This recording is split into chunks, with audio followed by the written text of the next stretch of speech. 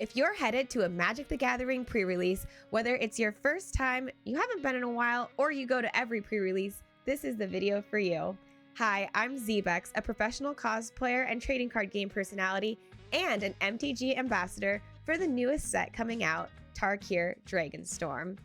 In this video, I'm going to go through everything that you need to know for a pre-release, where to find a pre-release event near you, what to bring, and what exactly you'll get inside one of the pre-release kits. In order to find an event, you can head to locator.wizards.com to find this store and event locator. Simply enter some information to find shops near you.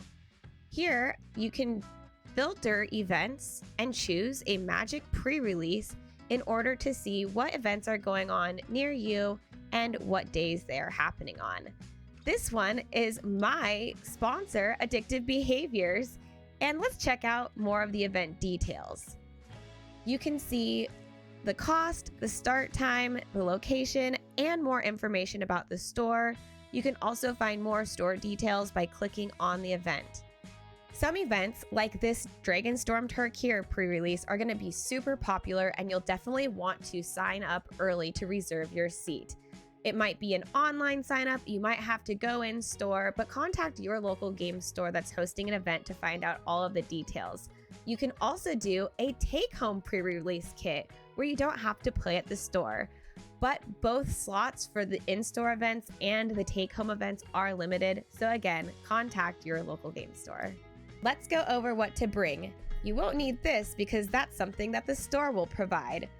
Technically, you don't have to bring anything to the pre-release event, but I want to give you the tools of everything you might want to bring so that you can feel confident and ready to play Magic without any nervousness or anxieties. Things I like to bring to an event. A playmat. This just makes it easier to pick up loose cards off the table, whether they're sleeved or unsleeved. Dice. Bringing along dice will allow you to use individual dice to mark +1/+1 counters or other in-game mechanics on creatures or permanents. You might use dice to keep track of life totals, or you might just want to roll them to see who plays first.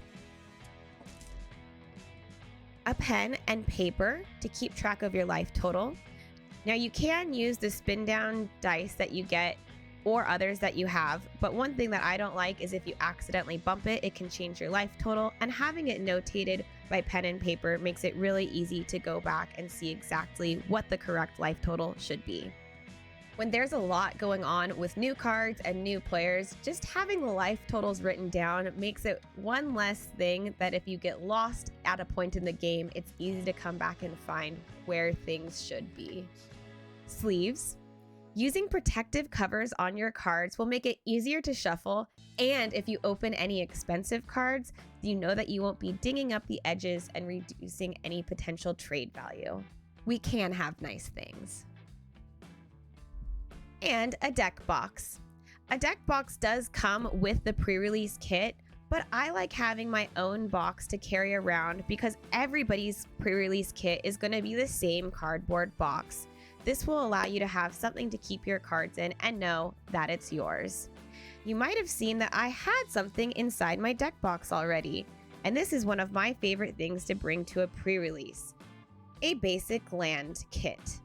I have 10 of each basic land all sleeved up, ready to go, and all of my excess sleeves in the box so that as I'm deck building, after I choose my cards that are going in the deck from my pre-release pool, when I'm ready to add basic lands, all I need to do is select the proper amount from each group that I need in order to build the perfect mana base. If you don't have basic lands, don't worry. The event that you attend should provide those, but if you do a take-home kit, just know if you want to play with somebody else, you will need to have some basic lands on hand. Let's open this pre-release kit so you know exactly what to expect. This pre-release, there are 5 different pre-release kits that you can get that match up to each clan, a 3-color pairing. And I chose Azban. Now this is another reason to contact your local game store and sign up with a seat early. You might be able to select one or it might be at random, but I can tell you that they get sent to the stores in even numbers. So you are not going to have an entire event where you're playing against all Azban. There will be a good mix, and therefore not every clan will be available for every person.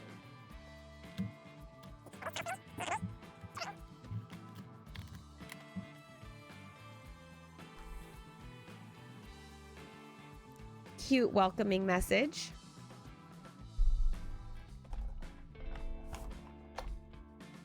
Here's everything that you'll find inside of the kit. There is a seeded pack matching your clan. So that means all of the cards in this booster pack are related to the Azban house. 5 additional booster packs from Dragonstorm Tarkir to build your deck. A divider if you choose to keep this cardboard box. A quick pre-release guide about the clans and how to build your deck, which is super useful. If this is your first time, following this is a good way to go. I also have a deck building video for pre-releases linked in the description below if you want to see how to build a pre-release deck. We'll be using the cards in this pack and this one in that video too. And of course, a spin down D20 with the life total on it. A spin down just means that the numbers go from 20, 19, 18, 17, 16. They're not random on every side. So if you roll it, it is not a truly random dice. I quickly want to mention the companion app. It's something that's made by Wizards of the Coast, and stores will use it to pair events. If you're in a pre-release event, your event will show up right here, and you'll be able to see who you're playing against and track life, which is another nice way instead of using the dice or pen and paper, just something you might have on hand. Let's open our Azban pack.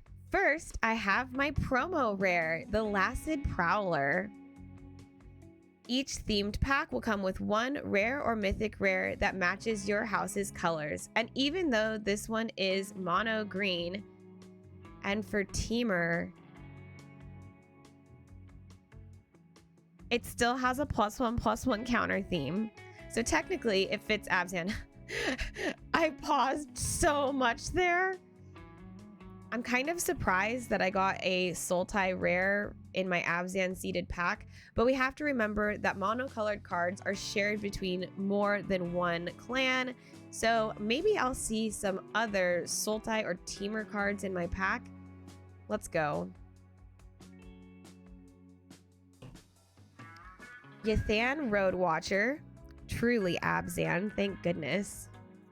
Sandstep Citadel, Marshal of the Lost, Skirmish Rhino, nice.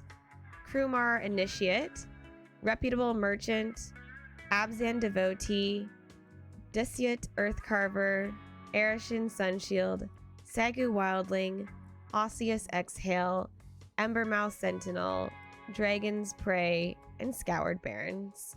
One other thing about this Sultai card, there is some overlap between the clans, so this Renown ability does focus on +1/+1 counters, so it's not completely outside the wheelhouse of working with the other Azban cards. But now I'm curious to see exactly what's in my Mardu pre-release kit.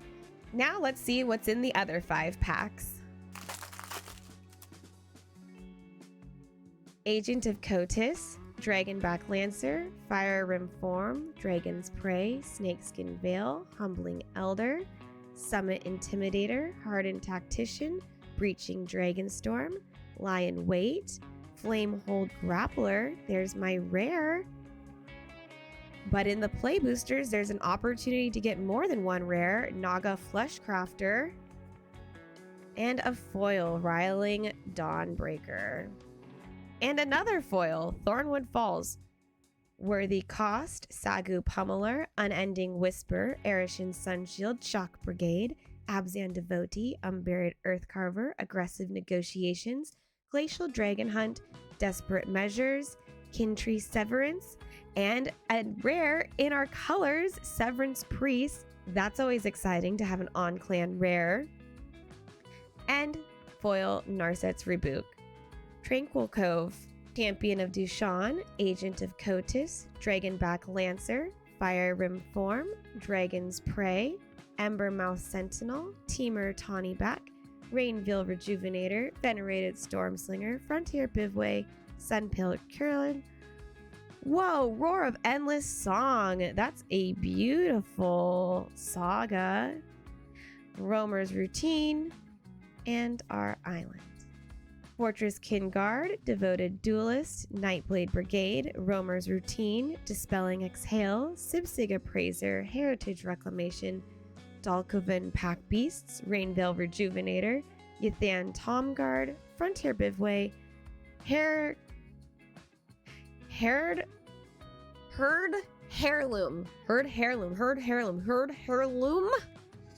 Try saying that one 5 times fast. A rare that adds mana, sweet, Ython Tombguard, Windsguard Craig, and a soldier. This is the last pack of my pre-release. Last pack luck.